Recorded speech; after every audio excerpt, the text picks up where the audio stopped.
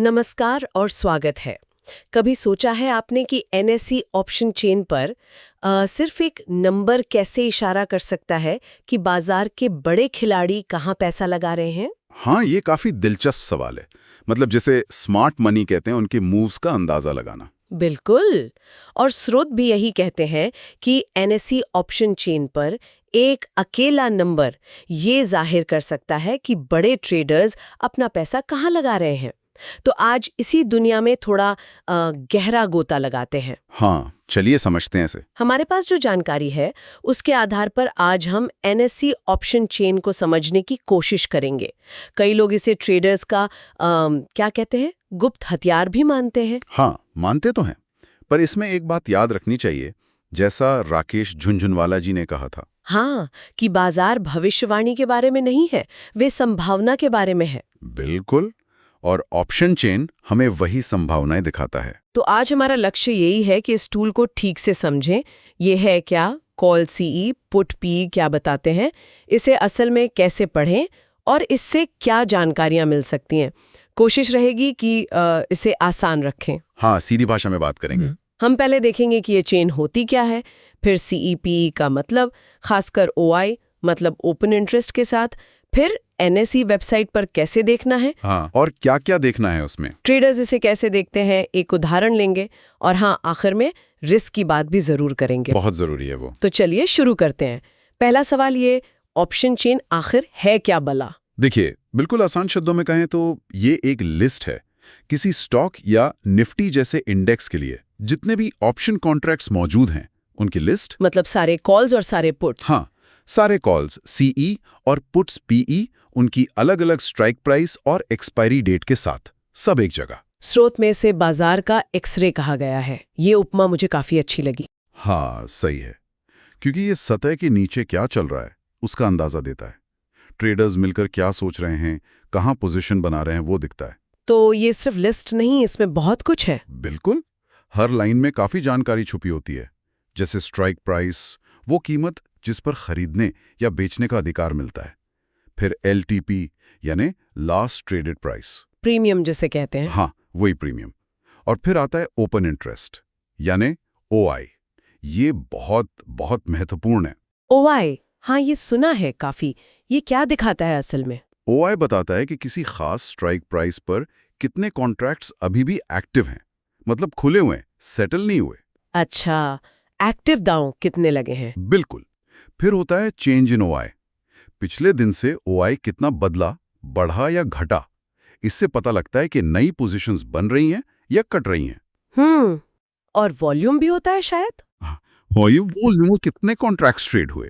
और एक और चीज, इम्प्लाइड वोलेटिलिटी या आईवी, बाजार आगे कितना उतार चढ़ाव दिखा सकता है उसका अंदाजा। बाप रे, इतनी सारी जानकारी एक जगह पर। हाँ, तो संक्षेप में चेन ये पक्का नहीं बताती कि बाजार कहाँ जाएगा, पर यह मजबूत संकेत देती है कि ट्रेडर्स क्या उम्मीद कर रहे हैं, कौन से लेवल अहम मान रहे हैं, उनकी कलेक्टिव पोजीशनिंग दिख जाती है। ठीक है, तो ये इसकी बनावट हो गई। अब इसके दो मेन हिस्से, कॉल्स सीई और पुट्स पीई, इन पर आते हैं।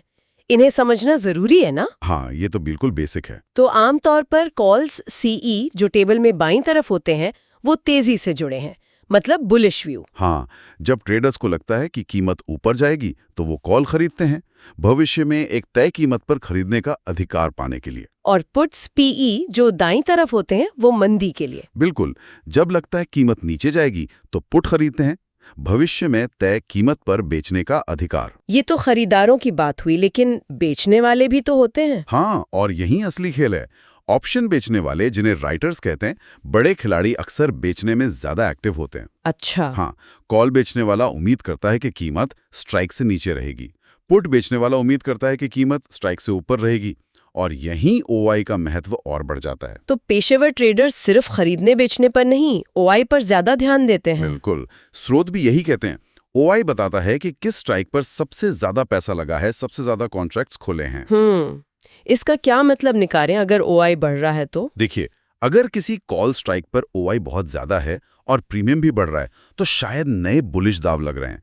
लेकिन अगर ओआई बढ़ रहा है पर प्रीमियम गिर रहा है तो वो शायद शॉर्ट कवरिंग हो सकती है। अच्छा, ये बारीकियां हैं। बात जो स्रोत बताते हैं, कॉल साइड पर जिस स्ट्राइक पर सबसे ज्यादा OI है वो अक्सर एक रेजिस्टेंस बन जाता है।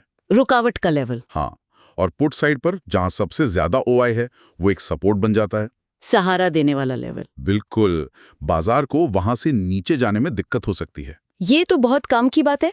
OI से सपोर्ट रेजिस्टेंस का पता चल सकता है, लेकिन क्या ये हमेशा काम करता है? मतलब सिर्फ OI देखकर ट्रेड ले लें? नहीं नहीं, बिल्कुल नहीं।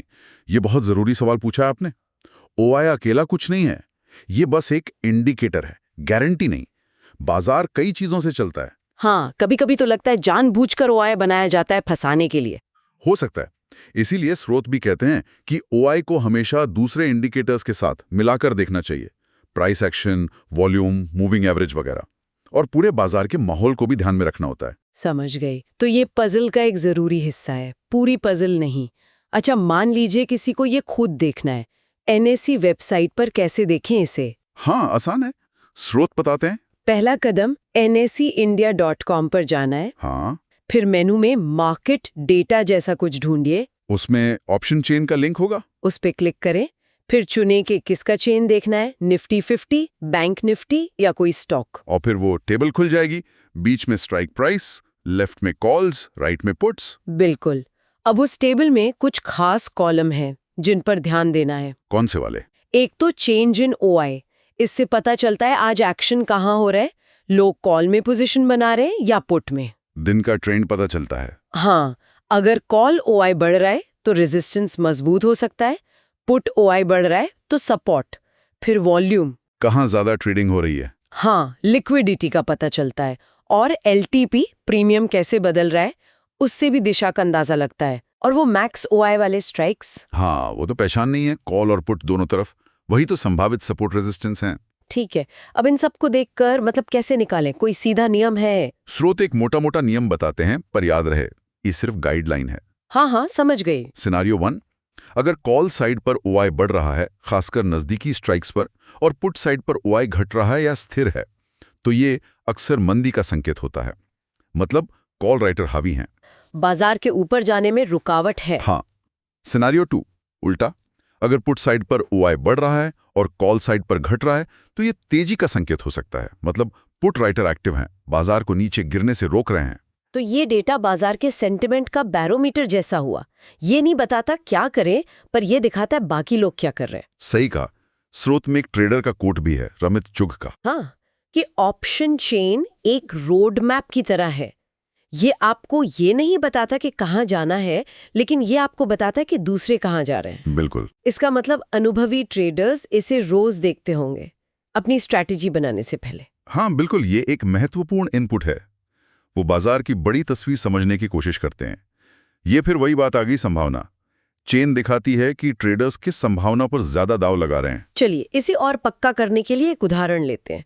मान लीजिए निफ्टी अभी 22,000 पर चल रहा है। ठीक है। हमने ऑप्शन चेन देखी, पता चला कि कॉल साइड पर सबसे ज्यादा OI मतलब मैक्स CEOI 22,200 पर है, और पुट साइड पर मैक्स PEOI 21,800 पर है।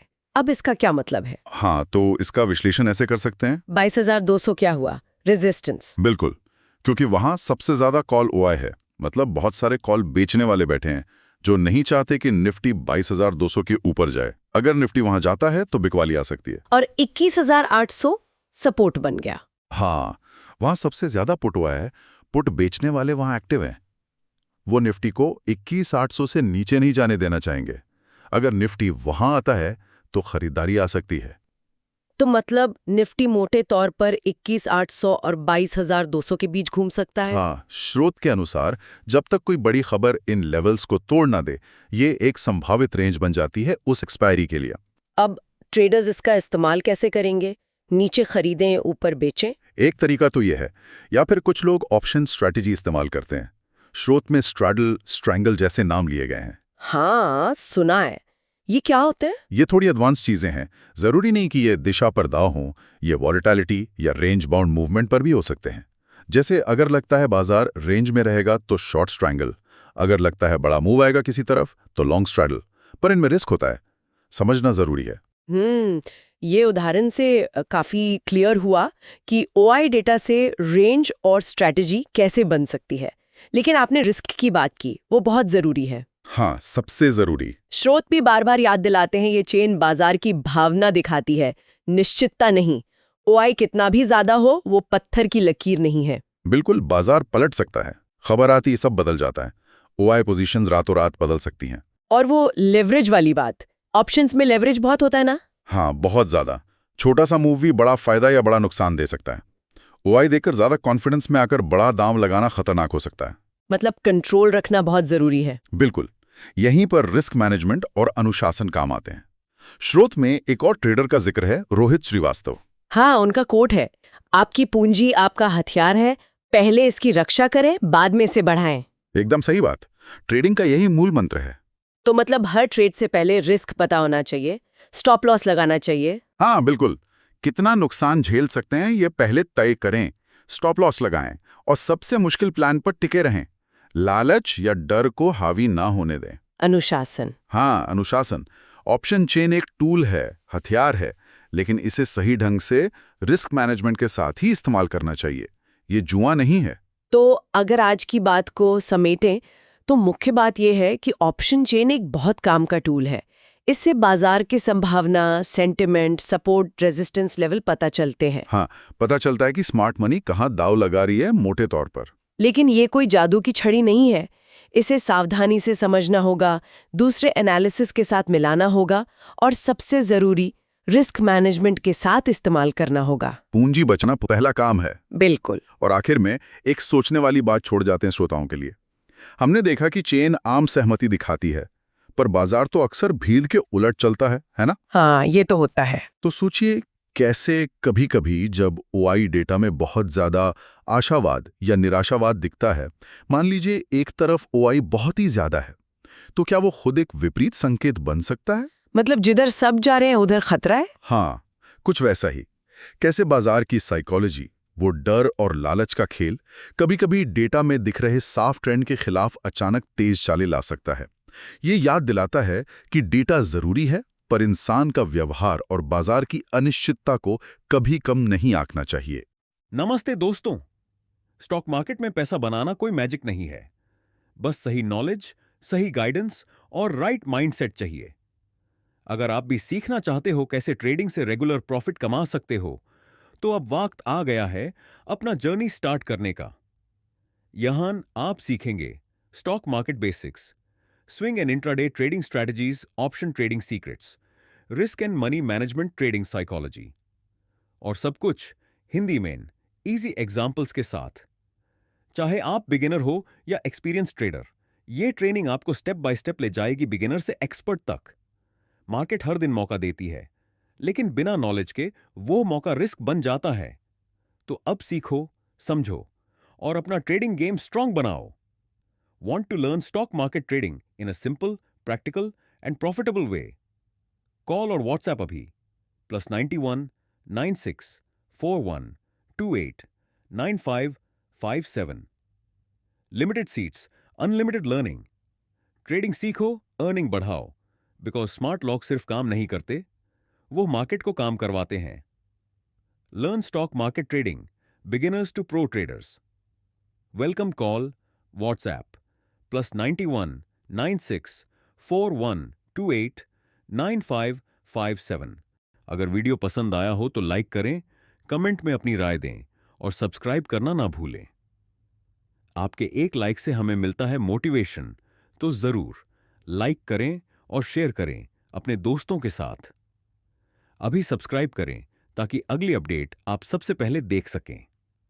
वीडियो अच्छा लगा हो तो नीचे कमेंट करें। आपका फीडबैक हमारे लिए गोल्ड है। सपोर्ट करें चैनल को, लाइक करें, शेयर करें और बेल आइकॉन दबाना मत भूलिए।